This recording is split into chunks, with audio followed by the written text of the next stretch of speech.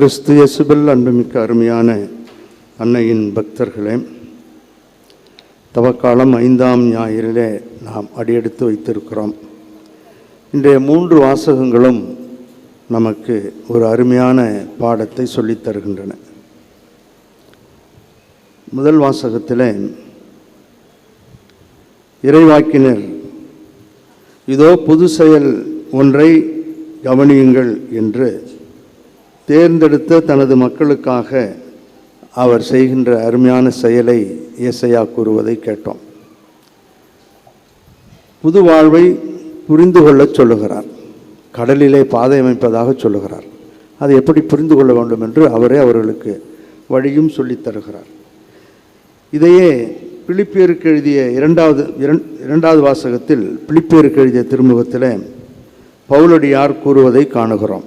அதாவது, கடந்ததை பழையதை மறந்துவிட்டு இலக்கை முன்னிலைப்படுத்தி என் கண்முன் இலக்கை கொண்டு தொடர்ந்து ஓடுகிறேன். ஒரு புதிய வாழ்க்கைக்காக ஓடிக்கொண்டிருக்கிறேன்.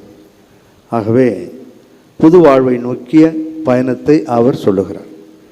இன்றைய நற்செய்தியும் யோவான் அதைத்தான் சொல்லுகிறார்.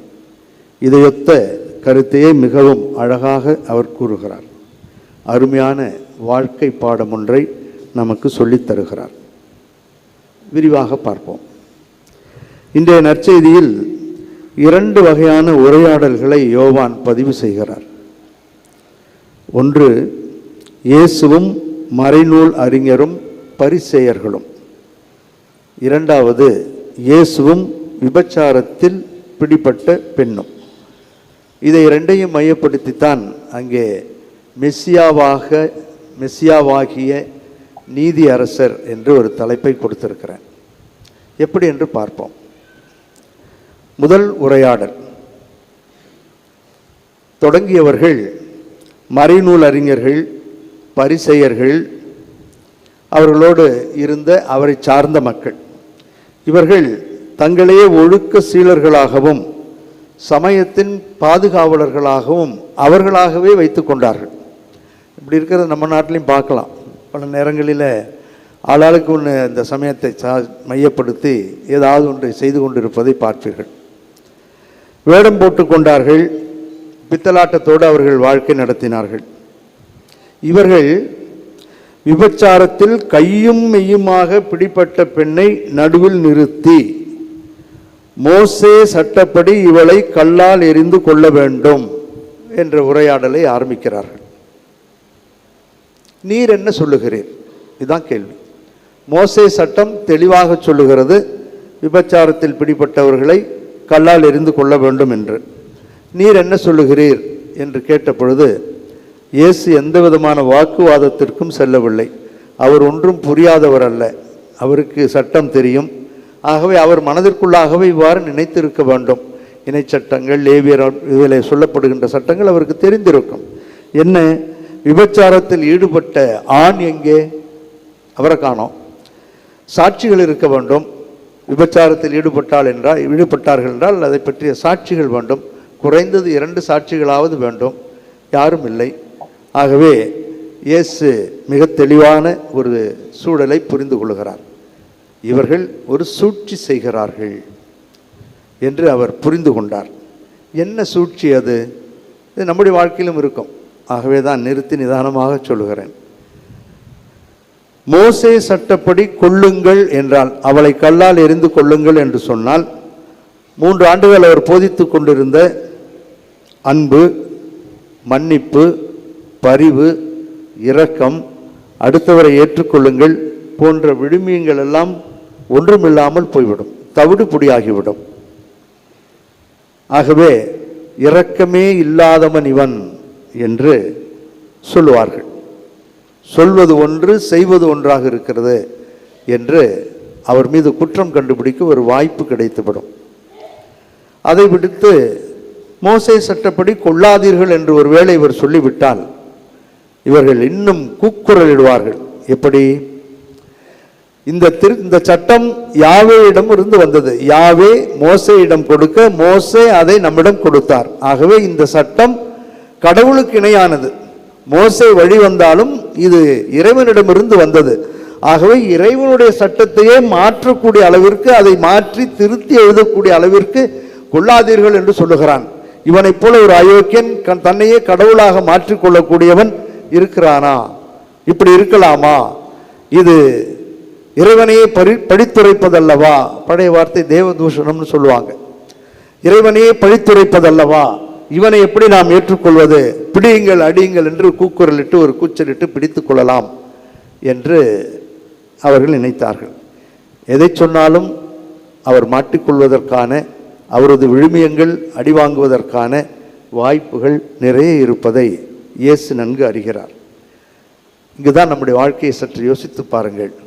இது போன்ற திட்டங்கள் குடும்பங்களை கலைப்பதற்காக, நன்றாக இருக்கக்கூடிய அந்த தம்பதியர்களை எப்படியாவது மாற்றி விடுவதற்காக, சாத்தான் என்று நான் சொல்லவில்லை, சாத்தானை போல எத்தனை மனிதர்கள், எத்தனை பெரியவர்கள், அது மாமியார் என்ற போர்வையில் வரலாம், மாமனார் என்ற போர்வையில் வரலாம், தனியாரமாக இருக்கட்டும், துறவரத்திலும் ஏதாவது ஒரு போர்வையில் வரலாம், பிறரை எப்படி அலைக்கழிக்கலாம், இவர்களை எப்படி வாழ விடாமல் செய்யலாம், இவர்களது மகிழ்ச்சியை எப்படி கெடுத்து விடலாம், அது பணமாக இருக்கலாம், பொருளாக இருக்கலாம், அல்லது வேறு ஏதாவது ஒரு குற்றச்சாட்டாக இருக்கலாம், நாமவே கண்டுபிடித்த ஒரு விதமான குற்றச்சாட்டு, பொய் புரளியாக கூட இருக்கலாம். எதையாவது சொல்லி இந்த குடும்பத்தை கலைச்சிடணும், எதையாவது சொல்லி இந்த துறவரத்தில் இவர் மகிழ்வோடு இருப்பதை அழித்து விட வேண்டும், ஒரு போராட்டத்தை செய்ய வேண்டும், கைப்பிடிக்க வேண்டும், அப்படி இப்படி என்று எதையாவது செய்ய வேண்டும், தனியறத்திலே சிறப்பாக இருக்கின்றவனை ஒழிக்க வேண்டும், சொத்தை பிடிக்க வேண்டும். எவ்வளவு திட்டங்கள் போடுகிறோம். ஆனால் இந்த திட்டங்களை எல்லாம் எப்படி கையாளுவது, இந்த திட்டங்களை எல்லாம் எப்படி ஆசீர்வாதங்களாக மாற்றுவது என்பதைத்தான் ஆண்டவர் என்று சொல்லித் தருகிறார். ஆகவே அவரிடம் திரும்ப திரும்ப கேட்கிறார்கள், நீர் என்ன சொல்லுகிறீர்? தொடர்ந்து அவர்கள் கேட்டுக்கொண்டே இருந்ததால் இயேசு இப்பொழுது பதில் சொல்ல வேண்டிய சூழலில் இருக்கிறார். இவரை நீதிபதியாக, நீதி அரசராக மாற்றி அவரிடம் கேட்கிறார்கள், நீர் என்ன சொல்லுகிறீர்? எதை சொன்னாலும் தவறு என்பது இயேசுவுக்கு நன்கு புரியும். இது ஒரு சூழ்ச்சி என்பதும் அவருக்கு தெரியும். தன்னை சிக்க வைப்பதற்காக இப்படி செய்கிறார் என்பதும் அறிந்தவர். ஆகவே அவர் மிகவும் தெளிவாக, நிதானமாக பிரச்சனையை தன் கைக்குள் வைத்து, தன்னை ஒரு நீதி அரசராக அமைத்து, தவறான ஒரு நீதியை சொல்லுவார் என்று எதிர்பார்த்த அவர்களுக்கு அவர், உங்களுள் பாவம் இல்லாதவர் முதலில் இப்பெண் மேல் கல்லெறியட்டும் என்றார். பாவமே செய்யாதவர்கள் என்று அவர் சொல்லவில்லை. நன்றாக வார்த்தைகளை பாருங்கள். பாவமே செய்யாதவர்கள் என்று அவர் சொல்லவில்லை. பொய் சொல்லுவேன், நான் பாவமே செய்யலையே, யார் சொன்னா? அந்த பெண்ணோட தொடர்பே கிடையாது, அதோட தொடர்பே இல்லையே, பணம் எடுத்தது இல்லையே, காசு எடுத்தது இல்லையே, பொய் சொல்ல வாய்ப்பு இருக்கிறது. ஆனால் அவர் அப்படி சொல்லவில்லை, பாவம் செய்யாதவர்கள் என்று சொல்லவில்லை, உங்களில் பாவம் இல்லாதவர்கள், தெளிவாக சொல்லுகிறார். ஏதோ ஒரு விதத்தில் நாம் பாவம் செய்கிறோம். இந்த நுண்ணறிவைத்தான் யோபுவுக்கு ஆண்டவர் சொல்லித்தந்தார். ஏதோ ஒரு விதத்தில் எங்கேயோ நாம் தவறு செய்கிறோம். ஆகவே உங்களில் பாவம் இல்லாதவர் இப்பெண் மேல் கல்லெறியட்டும் என்று நீதி அரசராக தனது தீர்ப்பை சொல்லிவிட்டார். நீதி அரசர் அவர்கிட்ட தான் கேட்குறாங்க, நீதி சொல்லுங்க, நாங்கள் சொல்லிட்டார். உங்களில் பாவம் இல்லாதவர் இப்பெண் மீது கல்லெறியட்டும், தெளிவாக சொல்லிட்டார். முதல் தீர்ப்பை கேட்ட இவர்கள், தன்னுடைய முதல் தீர்ப்பு அதுதான் அவர் சொன்ன தீர்ப்பு. தீர்ப்பை கேட்டவர்கள், நீதி அரசர் சொன்னதை கேட்டவர்கள், பெரியவர் முதல் யோவான் சொல்லுகிறார், முதியோர் தொடங்கி ஒருவர் பின் ஒருவராக அவர்கள் யாவரும் அங்கிருந்து சென்று விட்டார்கள். உண்மையிலேயே புதிய ஏற்பாட்டிலே எல்லாரும், அங்கே இருந்தவர் பெரும்பாலானவர்கள் யூதர்கள், சமய தலைவர்கள், தங்கள் மனசாட்சிக்கு உட்பட்டு உண்மையை ஏற்றுக்கொண்டு அங்கிருந்து எல்லோரும் சென்று விட்டார்கள். This is the first and last time that they accepted who they are. அவர்கள் தாங்கள் யார் என்பதை அறிந்து கொண்டார்கள். பிறகு இயேசுவுக்கு மரண தண்டனை கொடுக்கின்ற பொழுது பொய் புரட்டு நிறைய சொன்னார்கள், நான் சொல்லாமலேயே நீங்கள் அறிவீர்கள். ஆனால் இந்த இடத்துல ஒரே ஒரு முறைதான் அந்த யூதர்கள் கூட, சமய தலைவர்கள் கூட, அங்கு கூடியிருந்தவர்கள் கூட சத்தமில்லாமல் சென்று விட்டார்கள், உண்மையை ஏற்றுக்கொண்டார்கள். ஆகவே இந்த நீதி அரசர் தெளிவான ஒரு தீர்ப்பை சொல்லுகிறார். ஊதாரி மைந்தனைப் போல இவர்களும் அறிவு தெளிவு பெற்று சும்மா அபாண்டமாக பொய்களை சொல்லுகிறோமே, குடும்பத்தை கெடுக்கிறோமே, இவர்களை வீழ்த்துகிறோமே என்பதை உணர்ந்து அறிவு தெளிவு பெற்றவர்களாய் அவர்களும், அந்த பையன் சொன்னான் இல்லையா, கடவுளுக்கு எதிராகவும் அப்பா உமக்கு எதிராகவும் நான் பாவம் செய்தேன் என்ற ஒரு உணர்வு அவனிடம் ஏற்பட்டதைப் போல இவர்களும் உணர்ந்திருக்க வேண்டும். ஆகவேதான் முதியவர் தொடங்கி சிறியவர் வரை அனைவரும் சென்று விட்டார்கள் என்று புனித யோவான் நமக்கு பதிவு செய்கிறார். ஒரே ஒரு முறைதான் இந்த வார்த்தையை கேட்டு அனைவரும் குத்துண்டவர்களாக சென்று விட்டார்கள். நம்மால் உண்மை நமக்கு சொல்லப்படுகின்ற பொழுது ஏற்றுக்கொள்ள முடிகிறதா என்று பாருங்கள். என்னென்ன சாக்கு போக்குகள் சொல்லுகிறோம், என்னென்ன காரணங்களை சொல்லுகிறோம், அது இது அப்படி இப்படி என்று சொல்லுகிறோம். தெரிந்தும் நீங்கள் செய்வது தவறு என்று ஒருவர் சுட்டி காட்டியும் ஜென்டிலாக, தெரிந்தும் நண்பர்களோ யாரோ ஒருவர் சுட்டி காட்டினால் எந்த அளவிற்கு நம்மால் அதை ஏற்றுக்கொள்ள முடிகிறது, எந்த அளவிற்கு மீண்டும் பழிவாங்க வேண்டும் என்றுதான் நாம் நினைக்கிறோம். ஆனால் இவர்கள் சமயத்தை காப்பதாக சொன்ன அந்த சமய தலைவர்கள் முதற்கொண்டு அனைவரும் சத்தமில்லாமல் சென்று விட்டார்கள். உண்மை உறக்க உரைத்தது, உண்மை வலிக்கும் அழுத்தியது, சென்று விட்டார்கள். நீதி அரசர் தெளிவான முடிவை சொன்னார். இப்பொழுது அதே நீதி அரசர் சொல்லுகின்ற இந்த வார்த்தைகள் ஏன் அவர்கள் அப்படி சென்று விட்டார்கள் என்றால், எரேமியா புத்தகம் 31வது அதிகாரம் 33, 34 வசனத்தில் இது அவர்களுக்கு நன்றாக தெரியும். 31, 33, 34 2 வசனங்களில் விட்டு விட்டு படிக்கிறேன். அந்நாள்களுக்கு பிறகு இஸ்ராயல் வீட்டாரோடு நான் செய்யவிருக்கும் உடன்படிக்கை இதுவே, என் சட்டத்தை அவர்கள் உள்ளத்தில் பதிப்பேன், அதை அவர்களது இதயத்தில் எழுதி வைப்பேன், நான் அவர்களின் கடவுளாய் இருப்பேன். சட்டம் அவருடைய உள்ளத்திலே தெளிவை தரும். அடுத்தது 34 பாதியில் படிக்கிறேன். அவர்களுள் பெரியோர் முதல் சிறியோர் வரை அனைவரும் என்னை அறிந்து கொள்வர் என்கிறார் ஆண்டவர். என உள்ளத்தில் இருக்கு சட்டம். அவர்களது தீய செயலை நான் மன்னித்து விடுவேன், அவர்களுடைய பாவங்களை இனிமேல் நினைவு கூற மாட்டேன். ஆக ஆண்டவர் ஒரு வாய்ப்பை தருவதை அவர்கள் அறிந்திருக்கிறார்கள். அவர்களுக்கு தெரியும் இந்த சட்டம் உள்ளத்திலே தெளிவாக எழுதப்பட்டிருக்கிறது. சாட்சிகள் வேண்டும், ஆண் யார், இன்னும் என்னென்ன வேண்டும் என்பது அவர்களுக்கு தெரியும். தெரிந்தும் தெரியாதவர்களைப் போல வேண்டுமென்றே வந்து குற்றம் சுமத்தினார்கள், தீர்ப்பிட பார்த்தார்கள். ஆனால் நீதி அரசர் தெளிவாக சொன்னதால் இந்த எரேமியா புத்தகத்தில் படித்த அந்த வாசகத்தை உங்களுடைய இதயத்தில் அது இருக்கிறது, கண்டுபிடியுங்கள், தேடி பாருங்கள், உங்களை ஆண்டவர் மன்னிக்கிறார், புதிய வாழ்க்கைக்கு அழைத்து செல்லுகிறார் என்று அவர் மறைமுகமாக சொன்னவுடனே அனைவரும் அகன்று போனார்கள். ஆகவே நீதி அரசராக இருந்த அவர் இப்பொழுது எப்படி மெசியாவாக மாறுகிறார் என்று பாருங்கள். இதுதான் இந்த அருமையான பாடம். இதைத்தான் ஆண்டவர் நமக்கு சொல்லித் தருகிறார்.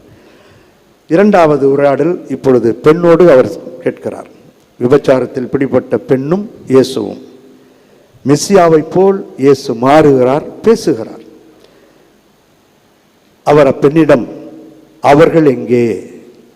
முதல் கேள்வி, அவர்கள் எங்கே? நீ குற்றவாளி என்று எவரும் தீர்ப்பிடவில்லையா? அவள் இல்லை ஐயா என்றால் அதற்கு அவர், நானும் தீர்ப்பிட மாட்டேன், எனக்கு தீர்ப்பிடுவதற்கான அதிகாரம் உண்டு. அவர்கள் சொன்னபடி நான் தான் நீதி அரசர், நான் தான் உன்னை தண்டிக்க வேண்டும், நான் தான் உனக்கு எல்லாம் செய்ய வேண்டும், உன்னை தண்டிக்க முடியும். ஆனால் நானும், அந்த நும் என்று சொல்லுகின்ற அந்த கிரேக் பதம், சும் என்று சொல்லக்கூடிய அந்த கிரேக்க பதம், எனக்கு அதிகாரம் இருந்தும் அதை நான் செய்ய மாட்டேன். அவர்கள் சொன்னபடி நான் செய்ய முடியும், செய்ய மாட்டேன் என்று சொல்லக்கூடிய I can but I will not to it. ஏனென்றால் இது அருளின் காலம், இது மெசியாவின் வார்த்தைகள்.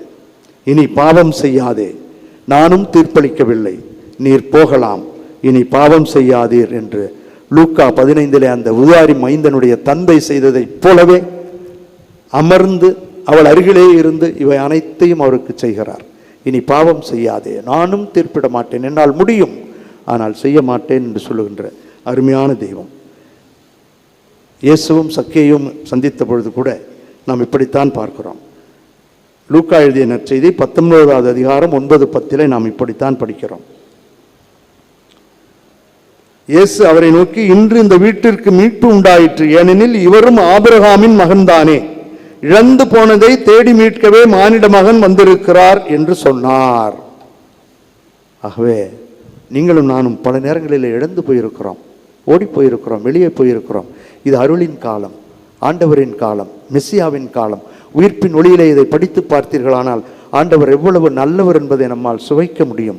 தீர்ப்பிட வேண்டும் என்று அலைந்து ஓடி திரிந்து மனவேதனைக்குள்ளும் மன அழுத்தத்திற்குள்ளும் சென்று சீரழிந்து போவதை விட சிறிது அமர்ந்து ஆண்டவரிடம் நான் அவனை மன்னிக்கிறேன், நான் அவனை ஏற்றுக்கொள்கிறேன், நான் அவளை ஏற்றுக்கொள்கிறேன் என்று சொல்ல கற்றுக்கொண்டால் எவ்வளவு வாழ்க்கை இனிக்கும் என்பதை பாருங்கள். அவ்வளவு இனிப்பான வார்த்தை. நமது வாழ்விலே தீர்ப்பிட வேண்டும் என்று கொடுக்கிறோம், முன்சார்பு கொள்கைகளோடு வாழுகிறோம், ப்ரிஜடிஸ், அவசரப்பட்டு முடிவெடுக்கிறோம், வாழ முடியாது என்று சொல்லுகிறோம், மன்னிப்பா அது எனக்கு வெறுப்பு என்று சொல்லுகிறோம். இவைகளெல்லாம் கடந்து வாழ இறுதியாக ஒரு வார்த்தையை படித்து முடிக்கிறேன். என்னுடைய வார்த்தை அல்ல, வேதத்திலிருந்து தான் நான் படிக்கிறேன். நாம் எப்படி வாழ முடியும் என்பதை எபிரேயருக்கு எழுதப்பட்ட திருமுகத்தில் ஆசிரியர் இவ்வாறு சொல்லுகிறார். எபிரேயர் 10:22-23. தீய மனச்சான்றிலிருந்து விடுவிக்கப்பட்ட உள்ளமும் நேரிய உள்ளத்தோடு மிகு உறுதியான நம்பிக்கையோடும் அவரை அணுகி செல்வோமாக. அருமையான வார்த்தைகள். நீங்கள் வேற எங்கேயும் ஓடாதீங்க, அவர்கிட்ட போங்கிறார். அவரை அணுகி செல்வோமாக. அவர் என்ன செய்வார் சென்றால், நமக்கு வாக்களித்தவர் நம்பிக்கைக்குரியவர். எனவே நாம் எதிர்நோக்கி இருப்பதை பற்றி தயக்கமின்றி அறிக்கையிடுவதில் நிலையாய் இருப்போம். நான் பாவி என்று ஏற்றுக்கொள்வோம். இது அருளின் காலம், ஆசிரியின் காலம், இறைவன் தருகின்ற அற்புதமான காலம். இருந்த இடத்திலேயே இருந்து நீதி அரசராக மெசியாவாக நமக்கு சொல்லித் தருகின்ற அருமையான பாடம் இது. இதை விட்டு ஏன் வேறு இடத்திற்கு ஓட வேண்டும், தாவ வேண்டும், முடியாது என்று சொல்ல வேண்டும்? வாழ முடியும், வாழ வேண்டும். என்னோடு இருக்கின்ற என்னுடைய கணவரை, மனைவியை, உறவுகளை பாழ்படுத்துவதை விட உறவை மேற்படுத்துவதற்கு என்ன செய்ய வேண்டுமோ அதை பற்றி இந்த காலங்களிலே சிந்தித்து மகிழ்வோடும் மனநிறைவோடும் வாழ வாழ்ந்து காட்டிய அன்னையிடம் தொடர்ந்து ஜெபிப்போம். ஒரே ஒரு முறை வாழப்போகின்ற இந்த வாழ்வு அர்த்தமுள்ள வாழ்வாக இருக்கட்டும். ஒரே ஒரு முறை வாழப்போகின்ற இந்த வாழ்வு இல்லறம், துறவரம், தனியறம், எந்த அறமாக இருந்தாலும் மகிழ்வோடும் நிறைவோடும் ரம்மியமாகவும் வாழ தொடர்ந்து ஜெபிப்போம். வல்ல இறைவன் நல்லருள் பொழிவார். ஆமீன்.